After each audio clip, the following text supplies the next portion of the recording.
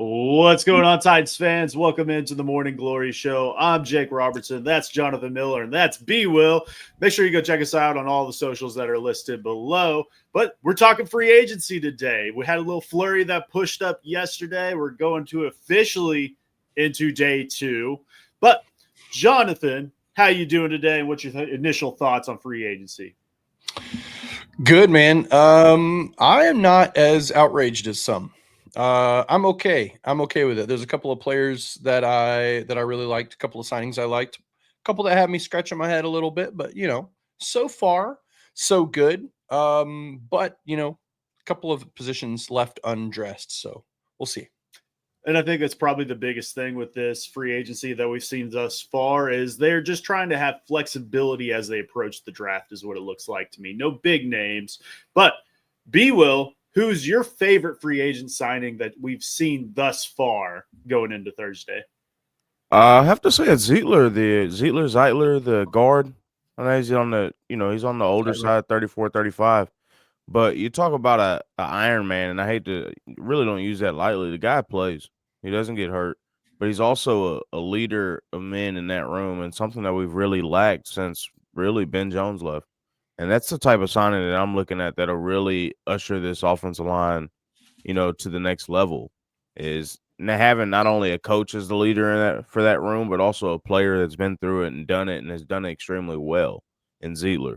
So really excited about that signing, and I really think he'll have like a Ben Jones type impact on this team. I think it's a great comp. And Kevin Zeitler, like you said, 35 years old, played on one of the best offensive lines of football, if not the best, over there at Detroit. Obviously, he's going to sit in right perfectly next to J.C. Latham and Lloyd Cushenberry at the right guard position. 1 year, $9 million deal. So this isn't a long-term solution, especially with that age. But like you said, he's a road dog. He just gets out there. He suits up every single game. I saw, I think it was Bussin' with the Boys, put out the clip of him practicing his kickback steps and his pass pro while his wife is delivering their baby last year. So this is the guy that lives and breathes football, and that's something this team has been lacking. We talked about it all last offseason that we don't know who the leaders are amongst this team, really. And I think the offensive line is one of those positions that those groupings that really didn't have a guy. And I think Zeitler can really fit that mold for you very early on. And then obviously the big talk of the town, we striked real quick there on opening day, and that was with Dan Moore Jr. out of Pittsburgh, got the big deal, 4-year, $82 million. That's a 20.5 AAV. And that's the one that I think has fans upset the most just because they see that big contract for a guy that they've probably never even heard of before. And personally, I hadn't heard of him either. And I think that's kind of what you want out of an offensive lineman is you don't want to know their names. If you know their names, things are happening. And that's why everybody in the Titans organization knows who NPF is. It's because he was bad. If you're good, people don't talk about you. So Dan Moore Jr., this is a guy that I think is going to be okay. When you look at the statistics, obviously he did lead the NFL in sacks given up last year, which is concerning, but I don't think it tells you the whole picture. This is a guy that had a very similar season to J.C. Latham last year and was maybe even slightly better than that. If you can just have that average production and you can fill that gaping hole on the right side of the line and replace that with JC, who you would anticipate taking kind of that next step forward. Then you have Peter Skoronski going into year 2 with Callahan and Lloyd Cushenberry. No, he's coming back from that Achilles. Maybe they kind of bring him along a little bit slowly is kind of what I would hope for. Still pushing for that Daniel Brunskill signing to play center maybe the first couple weeks of the season. And then, Zeitler fitting in at right guard. This is a good offensive line, I think, as of right now. Or it's not the black hole of that bottom 16 teams that it's been this last 3 or 4 years. My question to you, Jonathan, is who is the best offensive lineman going into this year, standing as of right now? It might be J.C. Latham at right tackle, if we're being honest. Latham was a elite level right tackle at Alabama. He wasn't just good. So I think the Titans see this signing in a couple of ways. And I think fans, we kind of have to put in context what this signing is, right? First off, there's going to be a premium on all day one free agency signings. That's just the reality, especially at a premium position, which is left tackle, right?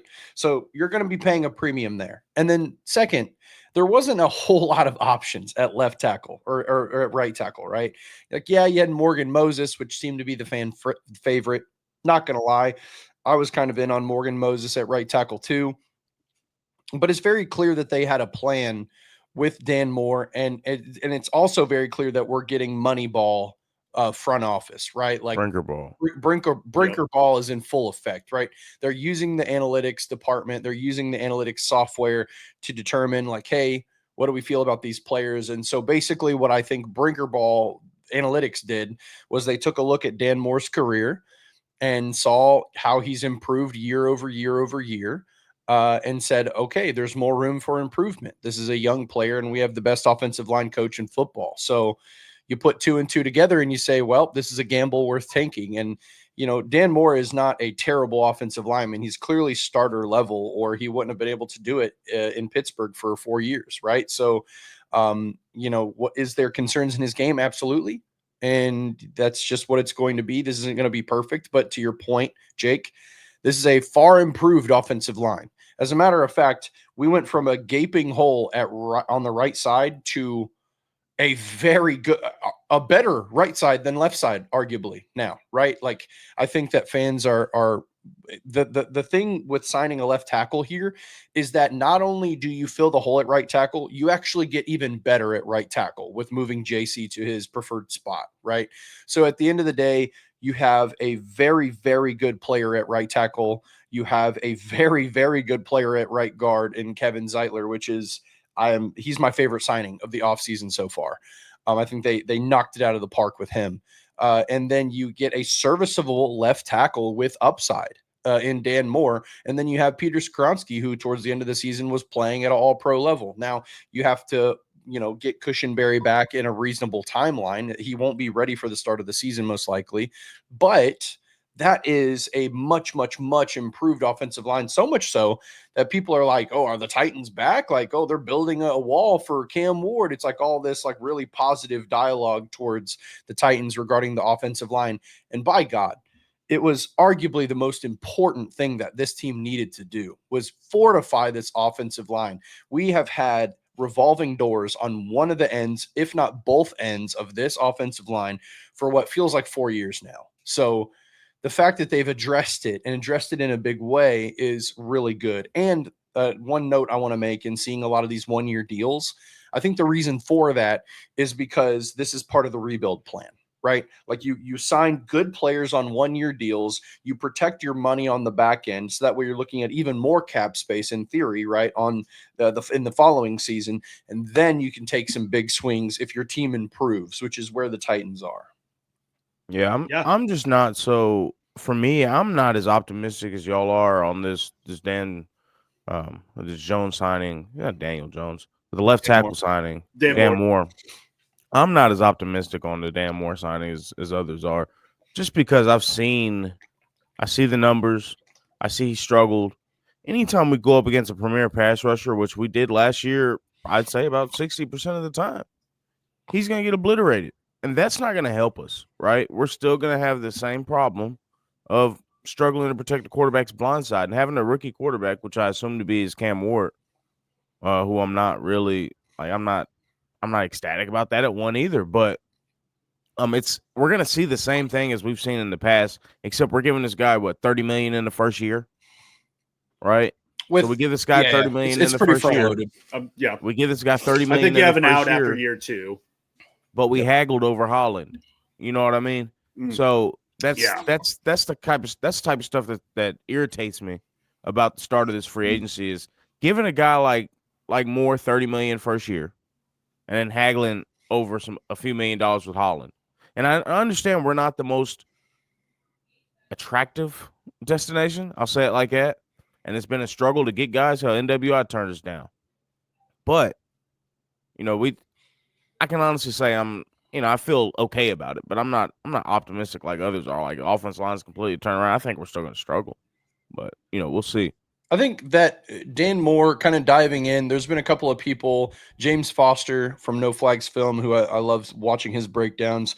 He did a really good breakdown on Dan Moore. And so everybody in the chat, B Will, I recommend you guys watch that if you haven't, because it's really awesome. But essentially what he did was, there is statistics that show that the pass block win rate and the win rate on some of his blocks for Dan Moore is extremely high, yet pressures are high, sacks allowed were high. So then the question is, okay, if he's winning a lot of his reps, but he's still giving up a ton of sacks, then where is the correlation? And what it seems to be is that there is not a lot, but a considerable amount of those 12 sacks allowed, for example, where the play breaks down into the left tackle. There was a couple of instances where Justin Fields literally ran into Dan Moore's defender, right? And then of course, playing TJ Watt twice a year, or I'm sorry, not TJ Watt, playing Myles Garrett twice a year, playing some of these like really big premier guys a lot doesn't help, right? So I think that it's a little bit of both. I don't think that he's as bad as 12 sacks allowed shows on the stat sheet, but I do think there's definitely concerns in his game where he needs to improve. But I think what I'm reading and seeing is that his play strength improved considerably, so he was able to anchor down and perform better in pass protection against those speed to power guys going into last season, that is. And so the reason why I'm optimistic is because it looks like year over year he's improved in the things that he's been inefficient in. And so that's where the level of optimism comes for me. And then Javon Holland thing, I'll say the safety position is just not a premium position. I know that we hear that a lot, but I genuinely believe that. I think that you can get. I think you can get. We don't have any edge. Well, I think you can get. Well, I think the reason why it's not for us is because we have a limited amount of cap space and a lot of premium position holes to fill. We need major needs on the defensive, offensive line, at the skill position, quarterback, for example. Like, there's so many areas where we are really, really lacking. So to me, I'm okay. If they would have paid premium money on Javon Holland, I could have gotten excited about it. But I'm really okay with them not making that signing, because at the end of the day, you can fill safety with average play and be a really good defense. And plus, like, Marcus Williams just got cut from the Ravens, so that's an opportunity for Denard Wilson to reconnect. Bro, there's going to be so many. Quandre Diggs is going to get healthy, and he was giving us above average play when he was healthy. There are going to be so many opportunities for the Titans to sign a starter close to the season without needing to spend even half or barely half of the money that it would have cost for a Javon Holland. So, but Jonathan, we've got it to spend. We're not going to be paying a quarterback. We're not going to be paying any receivers. Like, we're not paying. I don't know. We paid a guy $10 million at edge. We're one day into the full-fledged free agency. Who knows? Who's available? I'm telling you, we're not. For who? At safety? Receiver, we're definitely not. Oh, yeah. Receiver, I mean, there's a lot of old guys that are going out. I mean, there's the Amari Cooper, the Cooper Cups. Maybe they bring in Cooper and Cooper. That'd be okay. Yeah. We can start their we'll see. Agency. I agree. I don't think no. you're necessarily swinging for a veteran free agent receiver, but Van Jefferson doesn't do it. They're not done. No, that's wide receiver. But I understand what you're saying about safety's not a premium position, and that's sort of like the sprinkles on the cake. But by God, if you got some bland ass ice cream, you're gonna need some sprinkles to make it a little bit better, and that's where Javon Holland comes in. This defense does not have any edge talent at all. We just signed a guy. He's going to help from Seattle. But the secondary has to be the shining light of this defense, just composition-wise. Has to be. And that's why you sign a guy like Holland, just to put it over the top. Because if you do, you look at the secondary like, oh, shit, we got one of the better ones in the league. That's going to get you over the edge and sort of carry you a little bit and hamper and help the just terrible and dearth edge talent we have. It's terrible. So that's why I say we should have got Holland. I just think that if we were to look at the free agency board for the Titans, the entire board, here's the thing. I feel like as fans, we don't often look at the entire picture, and it's because we can't see the entire picture. And so what these teams are doing every single year is they create a free agency board and a draft board. And then they say, okay, how do we fill needs in free agency, or what do we really love about adding to the team, and then how can we supplement that in the draft if we fail to add X player or whatever. We know that they were in on Javon Holland. They were likely offering similar money. He chose New Orleans because he felt like that was a better fit. It's the same thing with NWI. They We offered didn't meet the dollars. that. Regardless, we were in the negotiation. We don't know what the offer is, but it was probably pretty comparable to what he received, and he just chose a different location. The point I'm trying to make is that when you're looking at the needs of a team that have a lot of premium position needs, like it's very clear that they're going to add another edge rusher. It's very clear they're going to probably add another offensive lineman of some sort, right? At the very minimum in free agency. It's very clear they're going to try to probably add a receiver, I would imagine, in free agency still on top of drafting one, because that room is so incredibly thin right now. And so they're not done adding, and we don't know what that plan looks like. So right now, the best we can do is say, okay, this is where I think they should go. And if they can't, or because the player either declines or maybe the money doesn't make sense, whatever, then that's where you turn to the draft. This team now has 8 picks. We have 2 4th-round picks, 2 5th-round picks, and 2 6th-round picks. That's ammunition to move up, by the way. So if you guys are wondering, if we're keeping score at home and you're like 2 5th and 2 6th-round picks, yikes. Like, what is that going to do? Well, it allows you to bundle a couple of extra picks and move up. So if you're in the 4th, maybe you bundle an extra 6th and 5th and you go up high in the 3rd round, or you move up into the 2nd round, and all of a sudden Titans have 2 picks in the 2nd round. Like, those things that's what gives you ammunition. It's the same thing Borgonzi said in all of his interviews, is that, draft capital, that's your money, that's your currency. And they have quite a bit of currency in 2025. So now I think it's very possible that the Titans are probably going to be targeting a 3rd-round pick by sending some of these couple extra late rounders that they have. And that's good news. That just means they're going to have more opportunities to add better players. But look, I understand what you're saying. And I understand that you're saying that fans can't always look at the big picture, but the picture's pretty clear about where this team lacks. And it's clear that we gave a left tackle that led the league in pressures, led the leagues in sacks, $30 million first year. Well, he didn't lead the league in pressures, to be clear. Well, he did lead the league in sacks. Had 45 pressures. So not nothing to write home about with the pressures. That's almost 3 a game.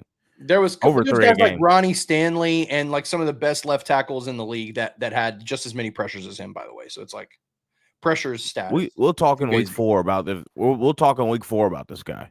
But I'm saying we paid him $30 million first year. Something tells me I'm going to be on the butt end of that conversation. I'm already telling you are. $30 million first year, but we can't get a guy like Holland. $30 million first year, but we can't try and use some of those picks and trade for a veteran tackle or get Morgan Moses and keep the draft capital or keep the salary cap and then try and make a move for receivers in some capacity. We're going to have to overpay no matter what, but overpay the guys that have done it. That's my thing, especially where we're at right now. I'm tired of these projects and tackle. They ain't work. Dillard, Daly. It's the triple trifecta. I'm tired of seeing it. That's fair. Pay somebody that does it. And that's my problem. Overpay a guy that's done it for 1 year. You can't do that. You can't do that for tackle because good ones don't become available. That's the problem. If you have veterans that were available. Team. There were veterans that are available that we could have overpaid. I'm not saying Houston would have traded this Tunsil. I'm not saying Houston would have traded this Tunsil. No. Pay a guy like that. Better than paying this guy Dan Moore. Who? Tunsil. I'm going to turn into an owl. Who? Tunsil. I'm going to turn into a doctor. Tunsil. There's no way the Texans would have moved him towards. We said that, but I think, the Jacks traded within the division as well. Availability. Okay, first off, Laramie Tunsil.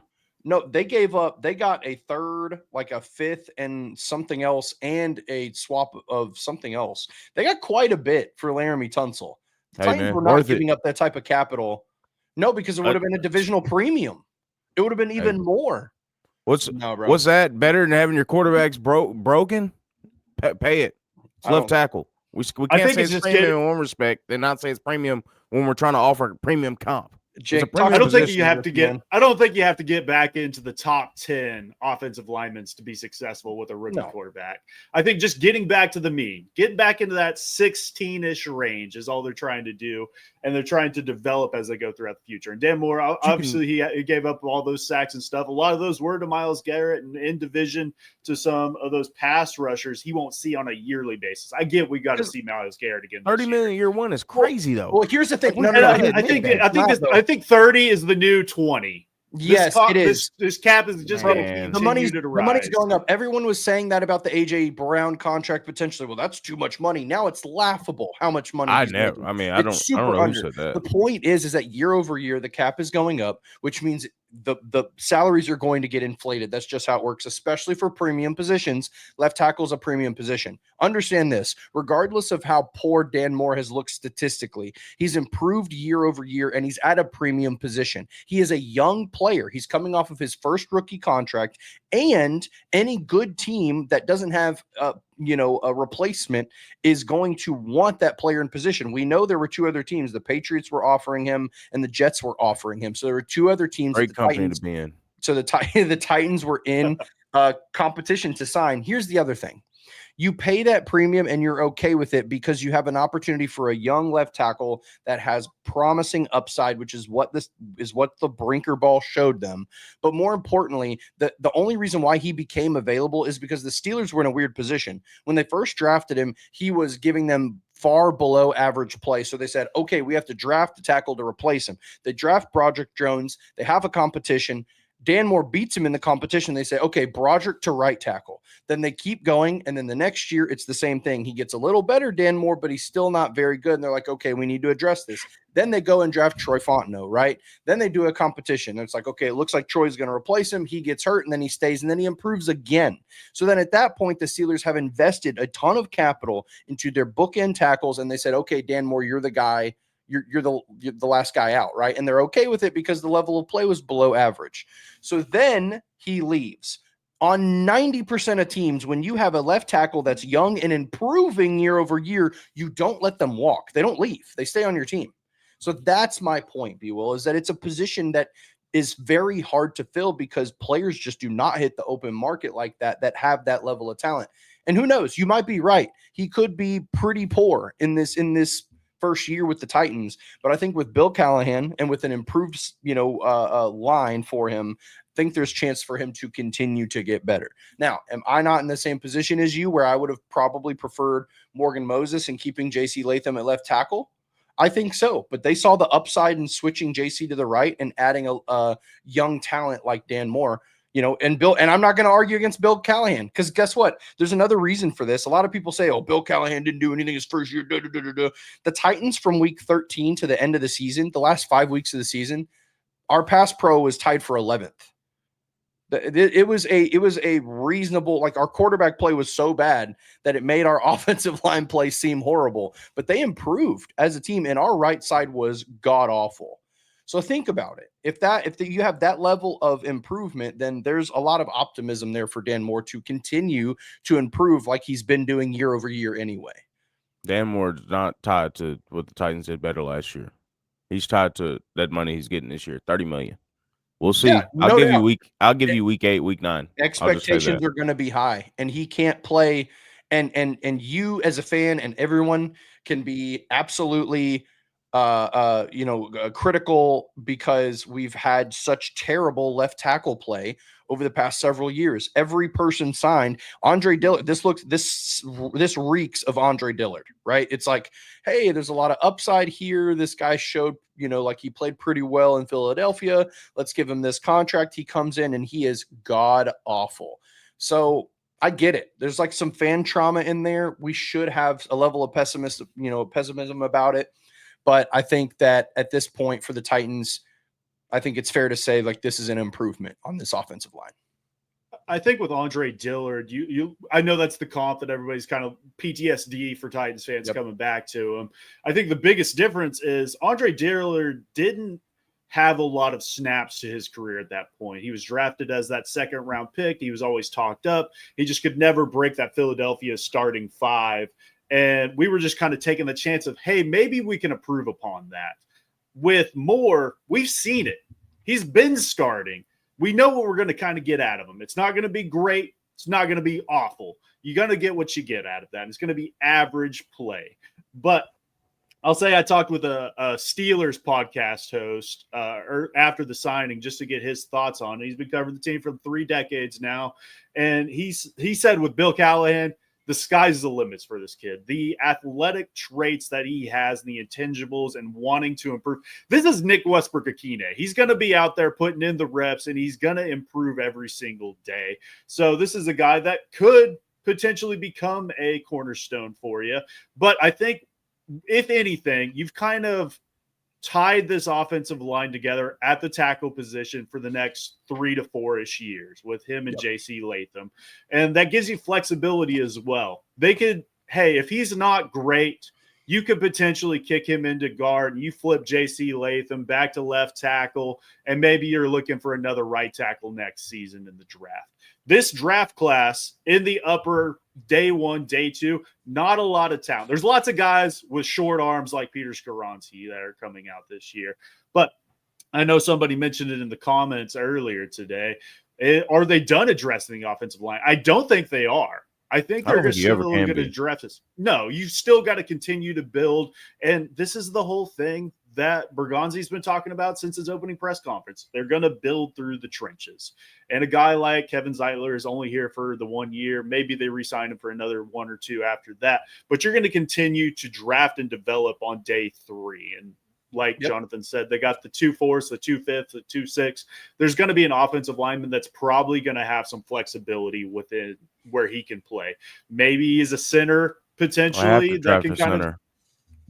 I think they're going to have to address the position regardless of the 2. And then they're going to get – I know they brought in another Bill Callahan guy earlier this week as well. A guy I've never heard of his name. I think he played third-string left guard for the Cleveland for the last couple of seasons. Blake Hentz or whatever his name is. It's his Swiss Army knife, they claim. Yeah, so that's a guy that I think he maybe trusts to maybe kick inside, or he can be that swing tackle for you. But they're not done addressing the position. And I think there are some talented players on day 3 this year, like a Holland Pierce, for instance, that is a mountain of a man that showed out at the East-West Shrine Bowl. Maybe that's a guy that you look at those athletic traits out of Rutgers and, hey, we can build upon this. He's going to take a couple seasons to come along, but he has the ability to kick inside or play tackle for you. There's a lot of guys like Chase Lunt. I mean, there's guys that Bill Callahan's going to like. So they're not done there by any means. And I think we've, if anything, just kind of patched up the biggest hole that was on this roster, which leads them to their next biggest hole, if not the quarterback position, which is the edge rusher, which they brought in Draymond Jones as of yesterday, late yesterday, 1 year, $10 million, kind of that Harold Landry replacement. And I think they get him at a good price. This is a guy that may not ever be a 10-sack player for you, but that's perfectly fine. He does generate. We don't have any of those anyway. We don't have anybody. And this is a guy that's a former second-round pick. I think he had only 3 or 4 sacks last year. But when we look at the pressures, he's generating that pressure.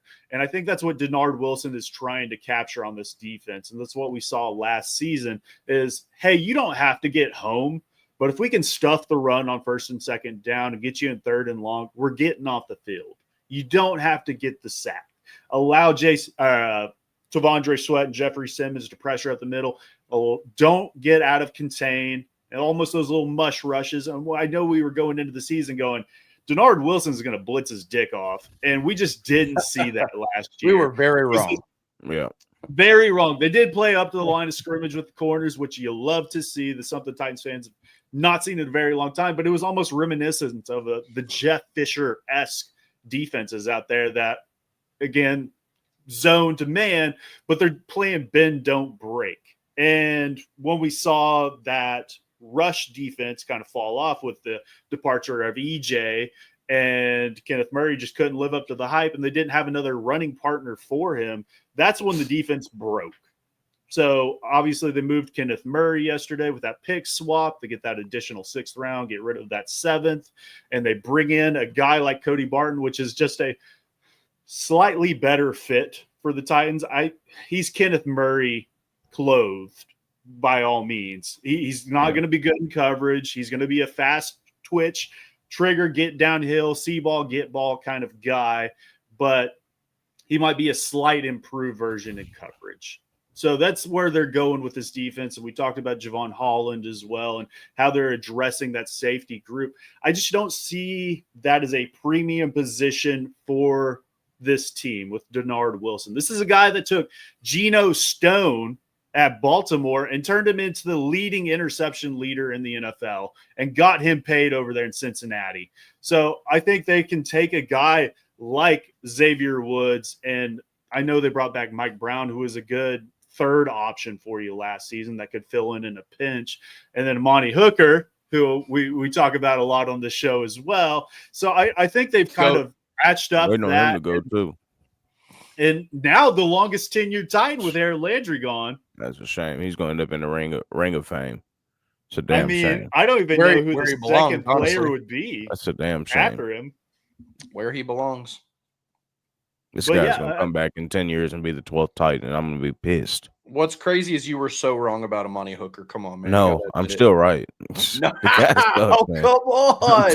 What did he have? What did he have to do? What are you talking about? The guy's not good, man. That's unreal. He's not good. I was wrong about Traylon Burks. We took a 50-50 split on that one, I think. You still got time. He's coming back this year. I don't know. This is a breakout season. He's wide receiver 2. Breakout season loading. I mean, look, you have to roster him. Cam Ward is going to unlock him. That would be, I would be doing backflips down Broadway, bro. I would be ecstatic. He's Terrell Owens, didn't you know? Calvin Ridley told he's you gonna that have he's gonna have like a Corey Davis effect where the last season with us is really good, and then he gets market money somewhere else or something silly. No, they've definitely got to address the wide receiver position additionally through the draft and free agency going forward, because you can't roll out Calvin Ridley, Vance Jefferson, Traylon Burks, and Jaquan Jackson. I get people are high on Bryce Oliver as well, who I think is just Nick Westbrook-Akine, where he was coming out as an undrafted free agent. You can bring that guy along and he can maybe develop into a wide receiver 4. You don't want that guy playing significant snaps, though. No, not off rip. No, they have to address the position. I think not only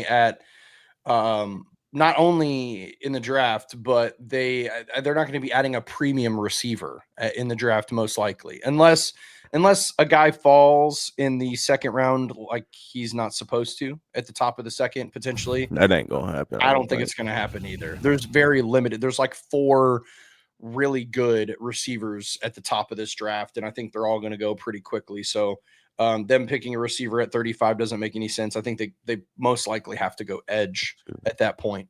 You know what it's not going to happen because there's too much smoke at this point.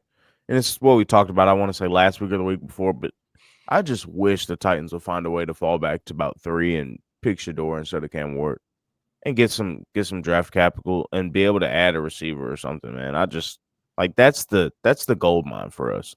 But sticking at 1 and drafting Ward, I'm not so sold on Ward. I don't like everybody's talking about how well he plays out of structure. I don't care about that. I want to see this brother plays amazing in structure, by the way. Too. No, he not does. Amazing. I think it's overhyped of how he does it. Tape. I get was it Will? I've watched the tape. Will. That was a big blow up. The ball hits the ground entirely too much. Oh, as long as it doesn't touch the defense, I'm fine with it. That's not the standard for 101. The boneheaded plays. The dude's never thrown more than 10 in a season. I think the most he ever had was 9 when he was playing Division II. And I also think it's disrespectful how these people are putting him upside against Steve McNair. By the way, that I'm tired of seeing that shit too. Look, you better learn Cam Ward season, buddy. Get ready to learn Cam Ward because it's happening. I know it's happening. It's a speedy train. Hey, and get ready because he's going to change the dynamic of this franchise, baby. I'm hyped. I can't wait to be so right about this. This is going to feel better than any take I've ever had. Because I was on this train I'm telling you, the second I watched this tape, I said, I'm in. Here's the thing with Jonathan. The guy throws all his eggs in one basket. And I respect it. I like Shador too. If the Titans found a way to trade down to 3 and they found a way to take Shador, if that reality happened, I would be happy. I would be ecstatic. I'd be stoked. I mean, that for That would me, be my that should be preferred playing. method, but by all accounts, it's going to be Ward at 1. It's going to be Cam. Like. It's going to be Ward, right? I'm not as ecstatic as others are. Now, if he had the ability, if the ball didn't touch the ground, I've watched the film. If the ball didn't touch the ground as much as it does on tape, and there's just the dichotomy of some of his quarters and halves that I don't like that either. And we're talking about the ACC here, and all conferences are strong. Don't get me wrong. But we're talking about the ACC and his dichotomy between a first half and a second half, his dichotomy between the first quarter and the second quarter. It's not good. And that's what I really have. That's what I really take exception to. It's just you're Miami. You're number 5th team in the nation. You shouldn't be down 14 to some scrub team. He shouldn't have to pull you back in the second half. Pulls them right back. But why did you have to pull him back? He's the one. What did you do in the first half? Yes. What did you do in the first half? Come on, you play man. 4 quarters of football. Come on, man. Why are you there in that position? 90% of those times, bro, that's the whole point. You can say, why are you in the position? Whether it's Cam Ward. You're not doing that in the NFL. Whether it's Cam, that's not true. It happens to Patrick Mahomes and those guys all the time. He's not. They do it all the time. Yeah, he does. Look, I'm not saying that he's Patrick Mahomes. What I'm saying he don't have is the ability to do it either. That's Cap. Because he did just that many times, especially at Miami, and not just at Miami. He's showed this tape in his previous years too. Here's the thing: you're going to take the good with the bad. He is not a perfect prospect by any means. There are elements to his game that he absolutely has to fix.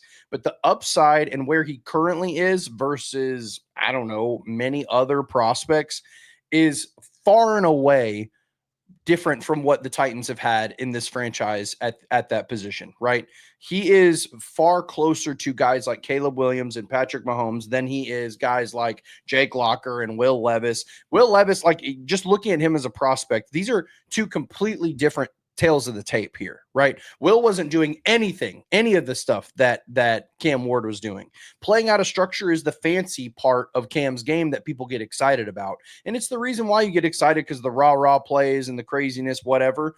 But when you watch the tape, he shows you time and time again, well over 70% of his snaps are him playing within structure, getting to his first read, changing the defense, reading pre-snap very well. And when he sees disguised coverage after post-snap, he doesn't get tricked. He is able to adjust, move to his next read, get out of the pocket, make some plays where there's nothing downfield. He's smart.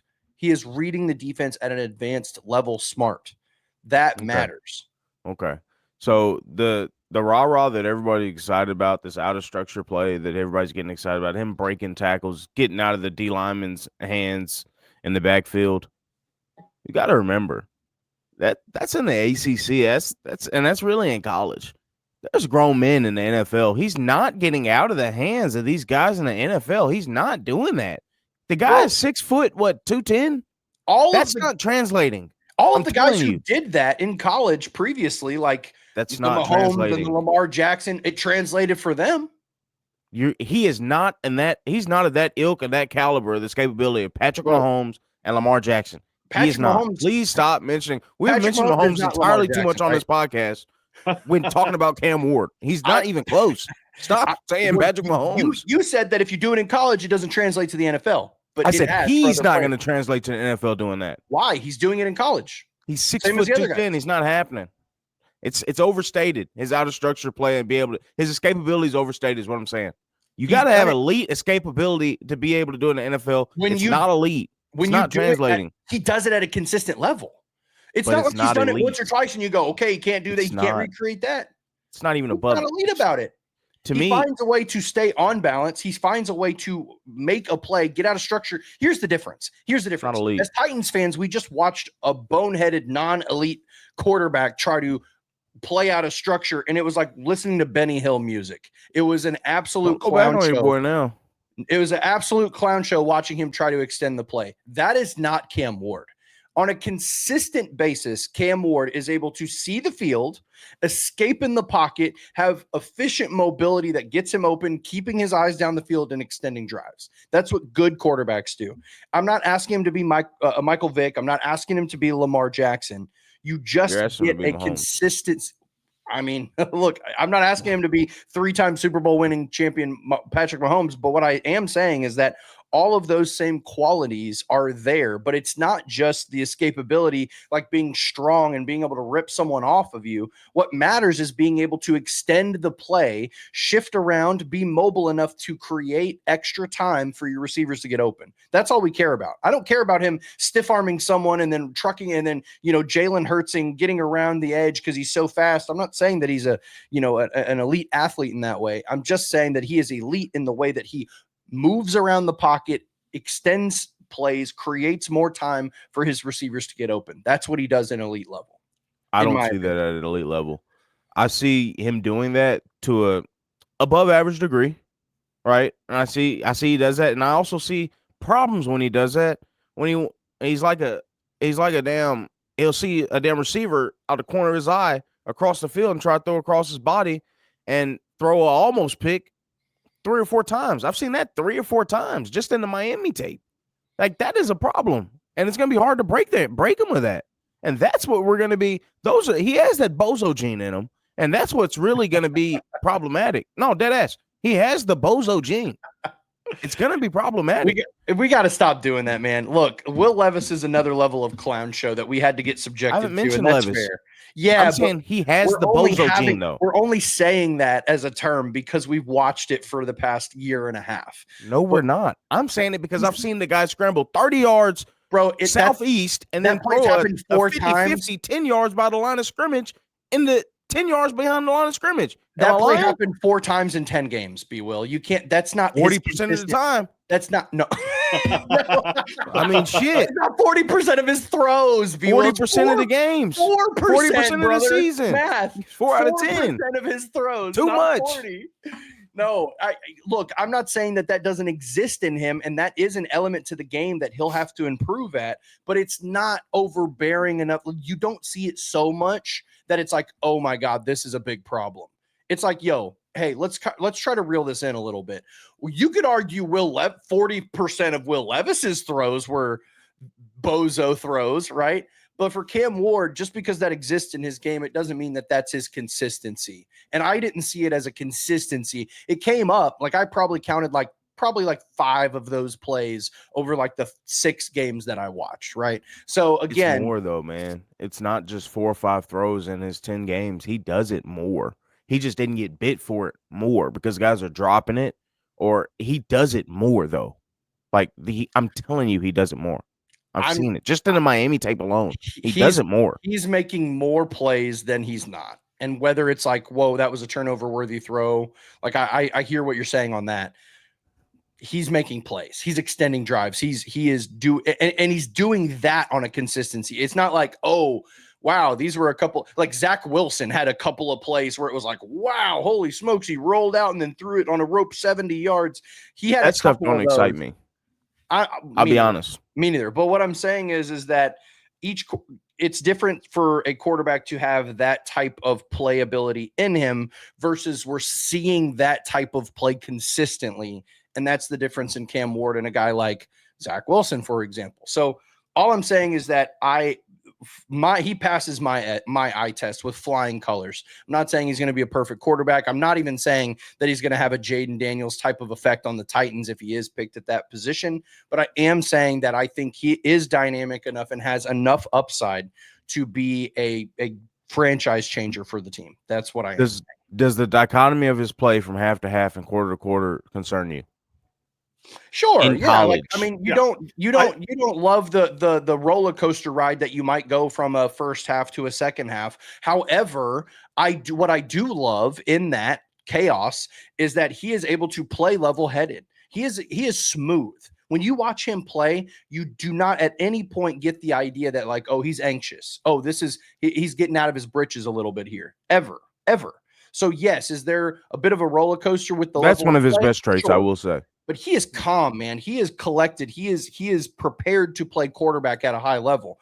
And that matters. That's a trait that's between the ears, which is what we need in a Titans quarterback. So not only does he play with the rah-rah excitability of what a fun playmaker at quarterback is, but he also plays with the calm, cool demeanor that Shedeur Sanders has. That's one of his best traits. and plays at a level that is okay, this moment's not going to be too big for him. They're down, they're behind because of X, Y reason. That's the franchise pop. That's the Hall of Fame trait of a quarterback that you need, right? So that's, to me, I kind of flip the script on that a little bit. So yeah, is it a little bit concerning? Sure, right? But at the same time, you take the good with the bad in that way, I think. I think the biggest concern for me is I did see some chest passes. They did work out in his favor. There was the one against NC State, I think, where he tosses out to Elijah Arroyo and he takes it for a touchdown. It turns into a highlight, but I don't think he's not Air McNair. Yes, exactly. This isn't Air McNair. This isn't Patrick Mahomes, Lamar Jackson. I think he does have a great pocket feel, though. He does have a great pocket feel. It's just a play style comp. That's all. It's just a play style comp. Titans fans, they haven't had a quarterback that knows how to read pressure in the last decade plus. Marcus Mariota, awful at it. Will Levis, awful at it. Ryan Tannehill had negative on that. I mean, this is a guy that can negative aura. Yes. When I look at what Cam Ward could be, he reminds me a lot of, and Bill Sparks in the comments, Cleveland fan. This is young-ish Deshaun Watson. This isn't a hyper athlete, but he can roll out. He can make some plays out of structure. I'm not talking Cleveland, Deshaun Watson. I'm talking the guy that paid. So I can see a little bit of that, and hopefully he doesn't have all the off the field stuff in that regard. But I can see the ability to make that big play, but it's not going to be perfect. He's still going to put you down a couple of games. But as long as it's more good than bad, I'm happy. Shedeur obviously is kind of in that same realm as these past quarterbacks that we've had. He's going to float outside of the pocket. He's going to generate sacks on his own. And I get he never had an offensive line to Colorado, and he turned that franchise around this last couple of years. But at the end of the day, they're going quarterback, and he's not the same caliber of Jaden Daniels and Caleb Williams and Drake May were last year, but he's still in that same realm. This is a guy that you can still build around, I think, and he's worthy of the first overall pick. And they now have an offensive line to protect him because he's going to take time to adjust to the NFL speed. And maybe you bring in a guy like Jameis Winston to start that first half of the season or so. Maybe they look at Russell Wilson potentially if that goes to fruition. Let's be real, Jake. Cam Ward should not start a football game. No way! You just did all this and said the guy should not start a football. No. I mean, does he situationally play halfway through the year because of injury or something, or maybe you're just doing so poorly with the veteran that it's like, let's swing him in? Sure, yes, but you should not start opening day with Cam Ward at quarterback. In my opinion, it should be his ass in there. A veteran. I'm telling you, Jake, bring in some of these comments, man. We got some comments. MB made a good one. He told. I think he's good enough, but I don't think he 10 should minutes start. ago. So he said these QBs are being so overhyped by Titans fans, which I do agree to an extent. These aren't generational talents by any means. But the quarterback position's a shit shoe anyways. You can still grab let me go find a comment that matches my narrative. Hold on. I don't know. We've got lots of comments up here, but and it seems pretty split. I think the unfortunate matter of the fact is this is the guy you have to choose from. It's Shedeur, Cam Ward. And by all accounts, it looks like it's going to be Cam. He's not Will Levis. All for football? He's better than Will Levis. Do we think it's all for football reasons that it's Cam? Because how does Shedeur drop so much at the combine? He didn't throw a football. Cam Ward is a better player than Shedeur Sanders. No, he's not. I don't agree with that, but I believe he has a higher upside. He is higher that we upside. can agree on. But I believe Shedeur is safer, and I think at today's NFL, you don't need Patrick Mahomes to win. We just saw it. Jalen Hurts won a game as a second-round pick. I mean, clearly it's not me, guys. I mean, all of the NFL agrees with me, so I don't. They do. They do. You guys can be upset with me, I guess, but that's just look. Just in my evaluation, Shedeur is still good. Like, I just don't think it's for football reasons. I think Shedeur is polarizing. No, of course the media not. it's a witch hunt. Of course not. And Bill Sparks in the comments, he brings up a very good comment: as Shedeur is probably not making it to 3. I agree. They I are agree. probably taking whoever's not picked at 1. I have the And quarterbacks then going if 1 you- and 2.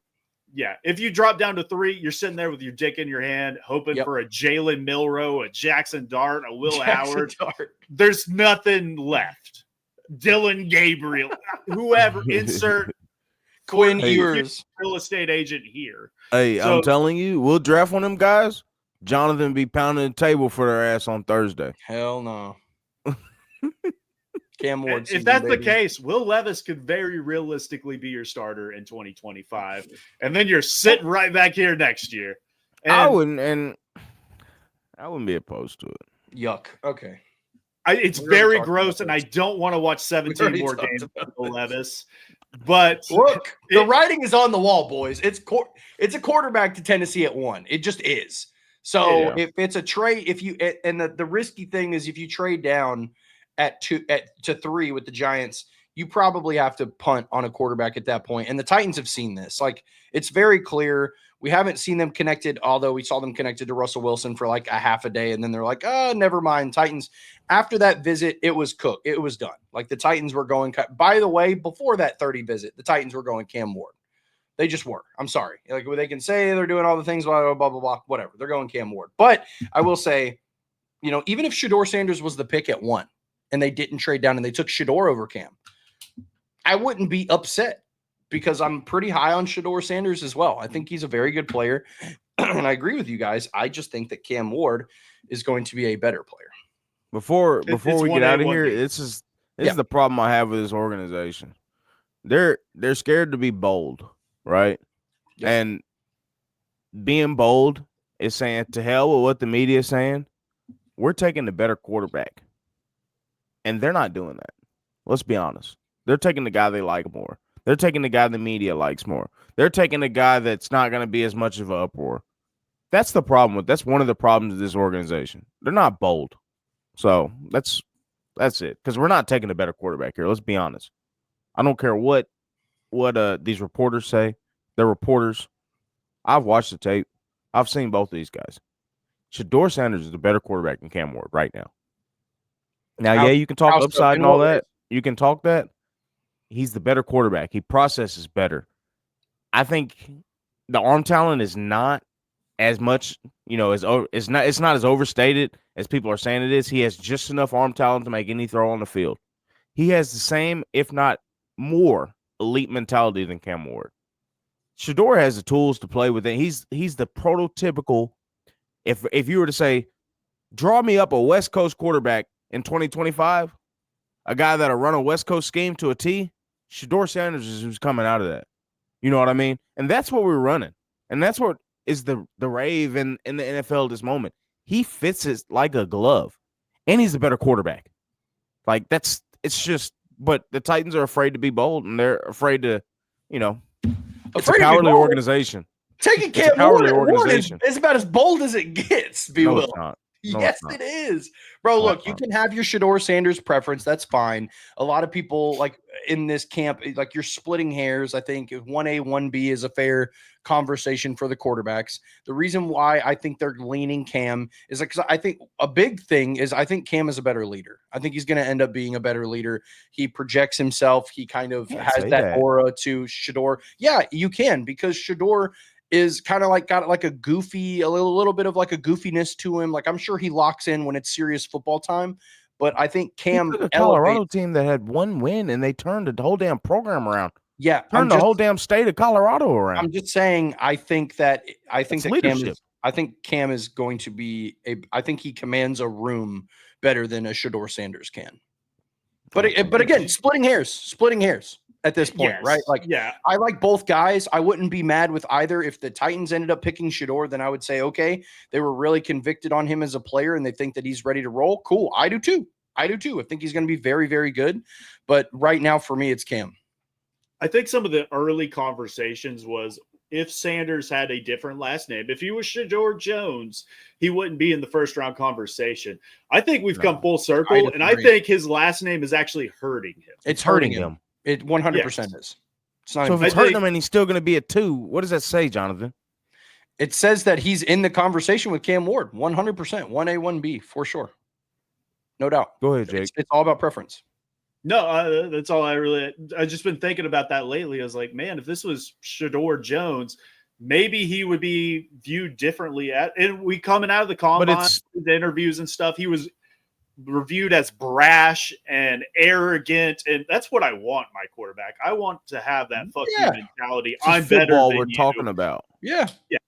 And we've seen all the training clips. It's more than that too. Together, and you see, I mean, that shows on tape, and I think there's different types of leadership.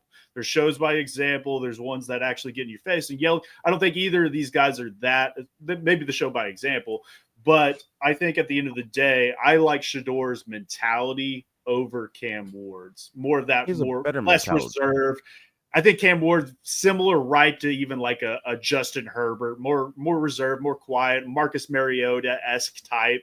We've seen that. I want the Baker Mayfield out there that's screaming as he runs down the field to celebrate with his guys. And maybe that's a guy that like we've been talking about already today, splitting hairs at this point. But I regardless, it's going to be quarterback at 1, regardless if it's Shador or Cam. Probably they're Cam. not trading the pick. I just don't. And this is me putting my tinfoil hat on.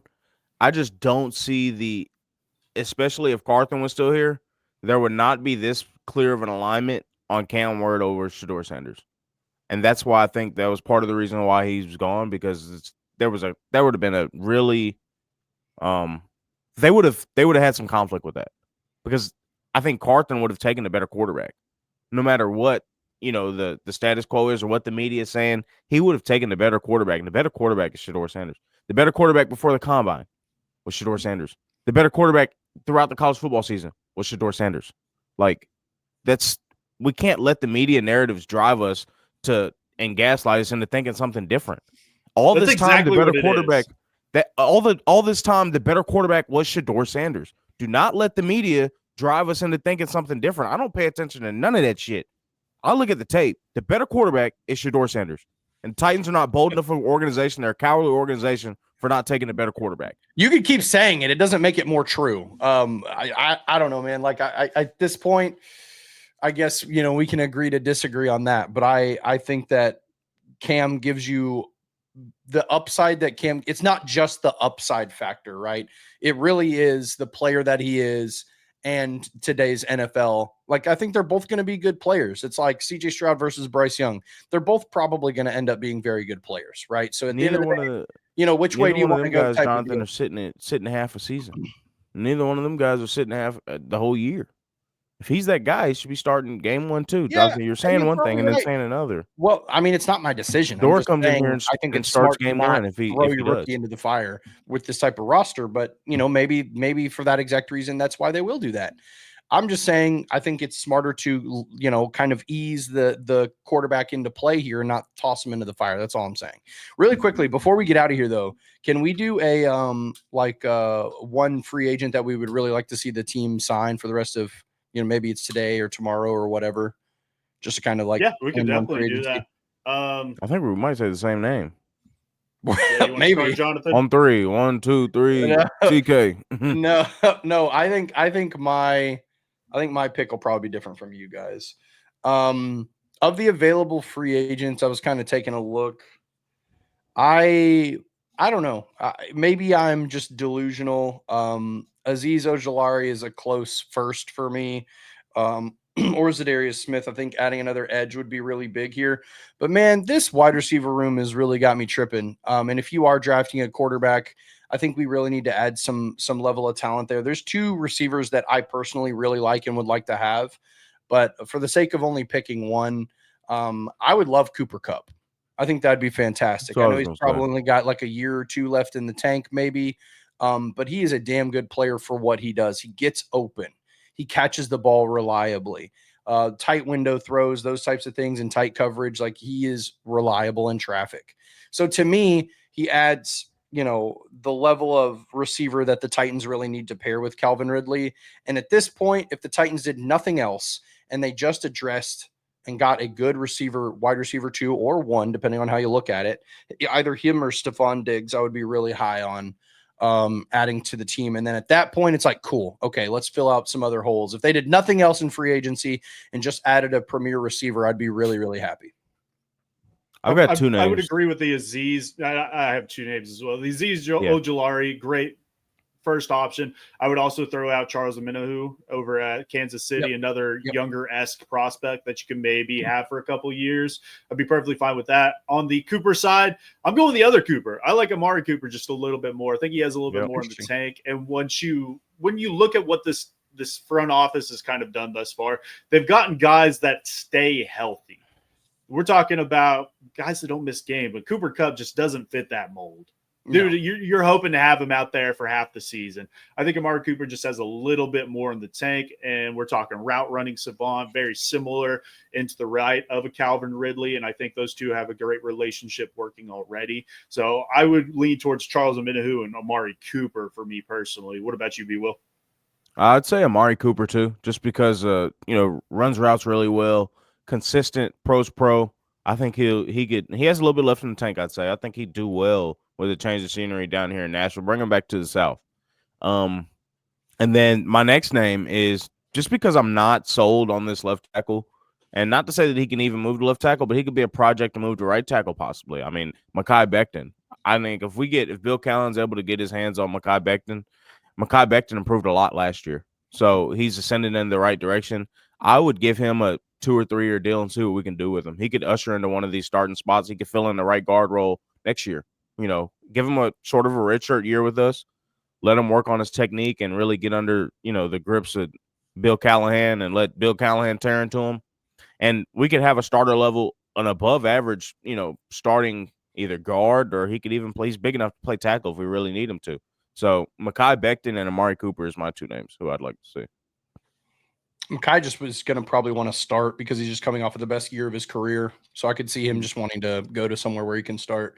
But yeah, I'm on board with Amari. My only thing with Amari Cooper is that he had a pretty underwhelming stint with the Buffalo Bills. And it's like, okay, I don't really know what that was attributed to. Those trades mid-season never work out. And we saw it with Amari Cooper when he went to Cleveland when he got traded to him.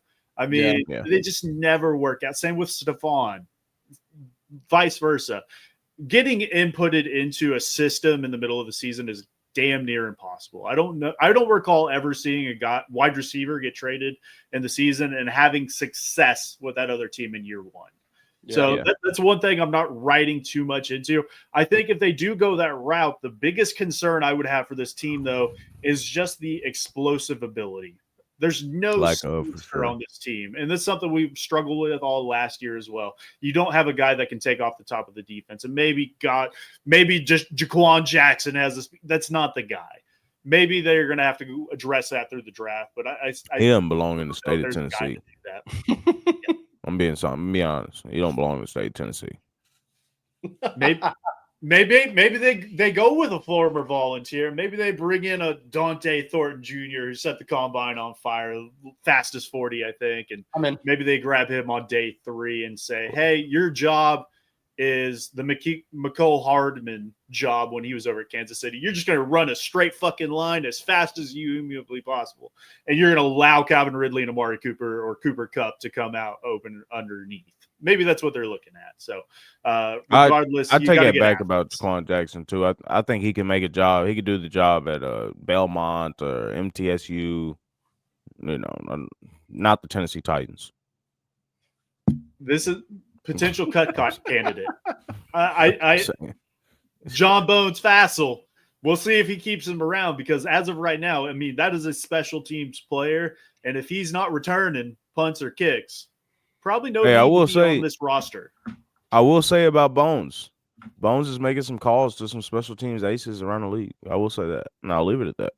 We didn't talk about it. Stoney out. Stoney Baloney is gone, and Johnny Hecker is in. People were so pissed, and then like an hour later, I was pissed. I was pissed. I was about to come on this show and rip Brinker. I was ready. Instead, I just took it out on Dan Jones, whatever his name is. Dan Morgan. Learn the guy's name, for Pete's sake, bro. Call him Daniel Jones. But I think that wraps it up for most of today's show. We're going to get on out of here. We appreciate everybody in the comments, from Coach Wills, Lowe's, Bill Sparks. There's 1,000 others of you guys in here. We enjoy you checking out the show. Make sure you hit that subscribe button down below. Enter in that chance to win the signed Charles Spears jersey giveaway. We'll give that away as soon as we hit the 1,000 subscriber mark, and we're closing in closer by the day. And then go check out the merch as well. But we appreciate you guys. Love you. Mean it. Big hugs, tiny kisses.